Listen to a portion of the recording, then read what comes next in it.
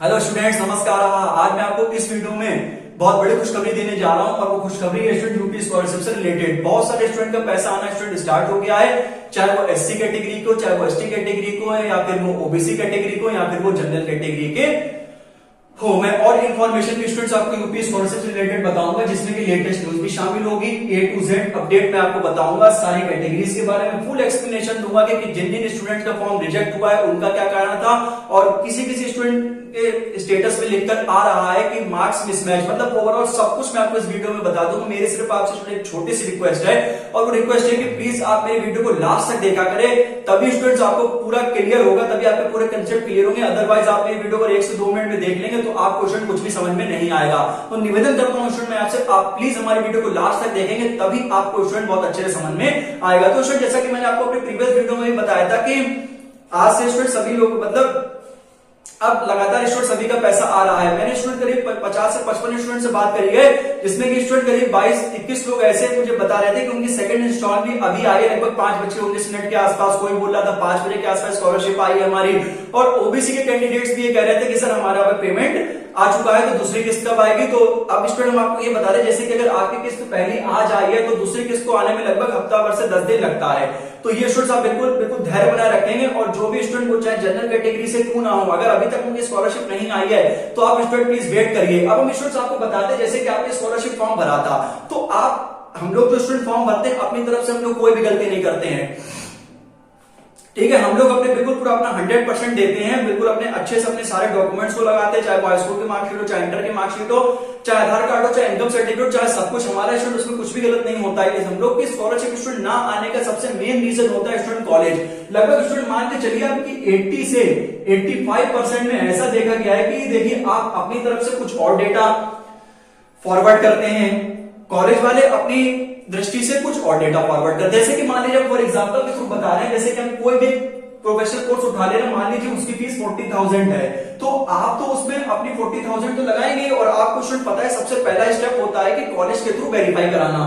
तो वो उस 40,000 में से, इस 40,000 में से वो कितना रुपया उस पर लिखते हैं स्कॉलरशिप फॉर्म में, वो उनके ऊपर है। इनमें से वो कुछ ऐसा अमाउंट लिखते हैं जो कि नॉन रिफंडेबल होता है। नॉन रिफंडेबल अमाउंट का मतलब ये होता है कि आपकी स्कॉलरशिप में से वो अमाउंट नहीं आएगा जो उनने, जैसे आपने तो पूरा कर दिया है कोई बात नहीं, तो कॉलेज की तरफ से जो मतलब फॉरवर्ड करते हैं उनके पास पूरी अथॉरिटी होती है कि वो थोड़ा बहुत फीस में चेंज कर सकते हैं। जैसे मान लीजिए उनने क्या करा है कि उनने 30 से 35,000 उन्होंने लिखा है, तो जो आपकी जो स्कॉलरशिप है वो शुड, अगर मान लीजिए उन्होंने 30,000 लिखा है तो आपकी 10,000 स्कॉलरशिप आपकी चली गई है, और अगर उन्होंने 35,000 लिखा है तो वो आपकी 40 मतलब 5,000 आपकी स्कॉलरशिप चली गई। तो जो अब आपकी स्कॉलरशिप आएगी वो स्टूडेंट्स या तो 30 आएगी, या तो मतलब 28 आएगी, या फिर आपकी 30 से 35 के बीच में आपकी स्कॉलरशिप आएगी। तो ये स्टूडेंट्स आप बहुत अच्छे से ध्यान रखेंगे।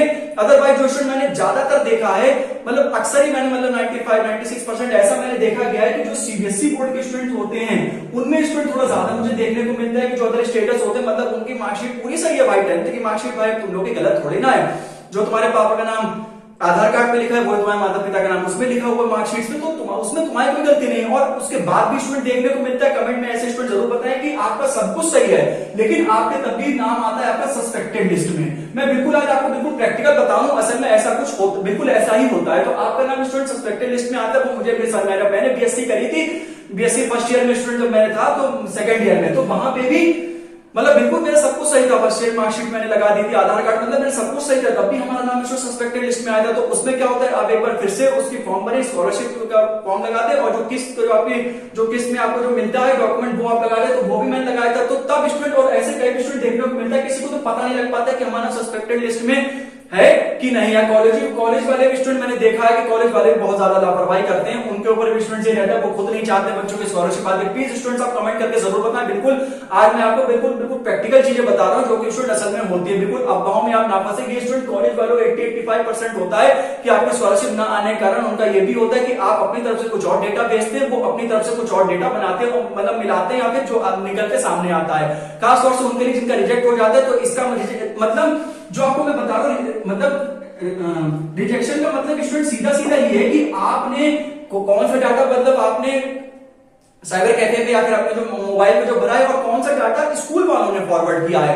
खासतौर से फीस का भी होता है। कोई स्टूडेंट ऐसे बहुत सारे थे कि सर मैंने तो और अमाउंट भरा था, मेरा कुछ होगा, तो मैंने उनको सीधे बता देता कि बेटा कि तुमने अपनी तरफ से तो पूरा पूरा भरा था, लेकिन जो कॉलेज वालों ने क्या करा था, इसमें से थोड़ा अमाउंट नॉन रिफंडेबल कर दिया था, तो उसको स्टूडेंट बात समझ में आ गई है। तो मैं स्टूडेंट साहब से निवेदन करता हूं कि आज भी अभी देखने को मिला कि SC/ST कैंडिडेट्स की भी काफी मात्रा में स्कॉलरशिप आ रही है, और स्टूडेंट आप बिल्कुल परेशान ना हो। अगर आपके स्कॉलरशिप वेरीफाइड और recommended by district scholarship committee लिखा है और उसके ऊपर एक ऑप्शन होता है मेरे हिसाब से वेरीफाइड बाय बैंक, तो जब भी ऐसा हो जाता है तो उसके एग्जैक्ट 15 दिन बाद या 20-22 दिन बाद स्कॉलरशिप आ जाती है। वैसे तो उसका एग्जैक्ट टाइम ड्यूरेशन होता है 15 दिन बाद, लेकिन आप मान के चलिए कि मतलब 20-22 दिन स्टूडेंट लग जाते हैं, तो मान के चलिए 31 मार्च तक आप प्लीज स्टूडेंट वेट करिए, चाहे वो किसी भी कैंडिडेट के हो, आपकी स्कॉलरशिप स्टूडेंट जरूर आएगी। और जो भी मैंने आपको सब पॉइंट्स बताए हैं, चाहे वो कॉलेज से रिलेटेड हो, जो भी आपका रिजेक्शन वाला जो भी आपके फॉर्म रिजेक्ट हुए हैं, या फिर आपका नाम सस्पेक्टेड लिस्ट में आया होगा, सस्पेक्टेड लिस्ट में आने के बाद हो सकता है आपने करेक्शन वाला फॉर्म मतलब कॉलेज प्रोवाइड कराता है, जिनका नाम सस्पेक्टेड लिस्ट में आता है तो उनके लिए अलग से करेक्शन फॉर्म होता है,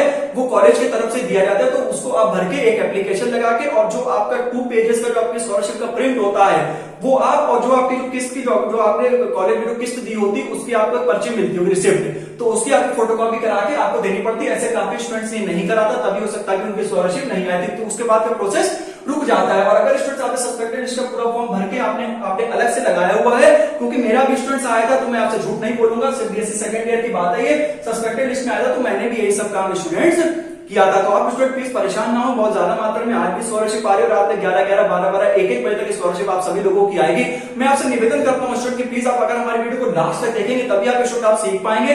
अब आप अगर आप क्लासेस पे जब भी आप स्कॉलरशिप का फॉर्म भरे, तो आप स्टूडेंट इन सब चीजों का बहुत अलग ध्यान रखें, और पूरी कोशिश करें कि ज्यादा से ज्यादा स्टूडेंट्स क्या होता है कि आप अपने मतलब कॉलेज से कांटेक्ट नहीं करते हैं। आपने एक बार अपना कॉलेज का फॉर्म भर दिया तो आप उसको भरे रहते हैं। आप कब से कॉलेज में जब पूछिए कि मैम अब क्या रहेगा, मैम कैसे क्या, तो आप उनसे ज्यादा पूछा करिए, क्योंकि उनको स्टूडेंट इनके बारे में ज्यादा पता होता है, क्योंकि वही आपका फॉर्म स्टूडेंट मतलब समाज कल्याण विभाग में पहुंचाते हैं, तो उन्हीं की मदद से स्टूडेंट स्कॉलरशिप फॉर्म स्टूडेंट्स आपका क्या होता है आगे की तरफ वेरीफाई होता है। जो नॉन रिफंडेबल अमाउंट होता है वो मैंने स्टूडेंट आपको बता दें कि हर कॉलेज करता है, कोई ना कोई कैसे 4-5 स्टूडेंट को नॉन रिफंडेबल अमाउंट में लगा देते हैं। इसका मतलब ये कि बस उनमें से आपका वो पैसा नहीं आएगा, बाकी जो अदर अमाउंट है वो स्टूडेंट्स आपका आएगा ही आएगा। जो स्टूडेंट आपकी लेटेस्ट न्यूज में आपको इतना कहना था कि SC/ST कैंडिडेट की स्टूडेंट अभी ज्यादा स्कॉलरशिप आ रही है, खासतौर से OBC कैंडिडेट्स की भी आ रही है, लेकिन जो अभी इस समय जो मतलब डेटा आ रहा है उसमें जो जनरल कैटेगरी के स्टूडेंट्स हैं उनकी स्कॉलरशिप 10 से 15% के मामले में आ रही है।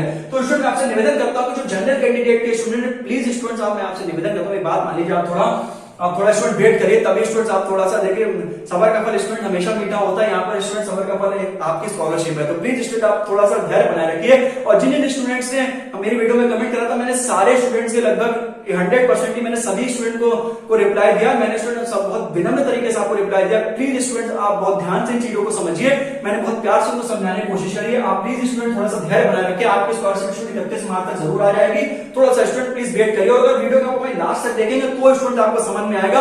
आप बीच में अगर छोड़ के चले जाएंगे तो आपका स्टूडेंट हमेशा दिमाग में ये सब चीजें घूमती रहेंगी। तो स्टूडेंट मैंने आपको पूरा प्रोसीजर बताया है कि कैसे आप स्कॉलरशिप का फॉर्म भरते हैं, कैसे आपका वेरीफाई होता है, कैसे आपका अमाउंट वहां पे जाता है, उसके बाद से कौन कौन सी प्रोसीजर्स होते हैं, फिर आपके स्टेटस जो आधार कार्ड स्टेट से NPCI के थ्रू, फिर आप जो बैंक अकाउंट लगाते हैं, या फिर जो आपका बैंक अकाउंट से जो मोबाइल नंबर अटैच होता है, मतलब सब कुछ मैंने आपको पूरा बिल्कुल करेक्ट होना चाहिए। और एक बार और स्टूडेंट जो आपका जो स्कॉलरशिप है वो स्टूडेंट्स आप प्लीज मुझे कमेंट करके जरूर बताएं कि आपकी किस कोर्स में कितनी स्कॉलरशिप आई है, ताकि और अदर स्टूडेंट्स को मैं और अलग तरीके से इंफॉर्मेशन दे सकूं। बहुत सारे ऐसे भी स्टूडेंट्स मुझे देखने को मिले थे कि उनकी स्कॉलरशिप अभी तक नहीं आई, और वो स्टूडेंट जनरल कैटेगरी के थे। 5-6 स्टूडेंट मुझे मिले थे, तो 6-7 स्टूडेंट्स हैं तो वो जनरल कैटेगरी के, तो मैंने उनको बता दिया कोई BSc कर रहा है, कोई BA कर रहा है, तो कोई B.Ed कर रहा है। तो मैंने स्टूडेंट कहा कि आप थोड़ा सा वेट करिए, आपकी स्कॉलरशिप 31 मार्च तक आ जाएगी। तो स्टूडेंट बहुत थोड़ा समझ गए, तो 31 मार्च तक आपकी स्कॉलरशिप जरूर आ जाएगी। वीडियो अच्छी लगे तो प्लीज वीडियो को लाइक करें, चैनल को सब्सक्राइब करें, एक पल की अपडेट मैं आपको देता रहूंगा। बिल्कुल परेशान ना हो, स्कॉलरशिप आपकी आएगी। देखिए वेट करिए, आप लोग वेट कर सकते हैं।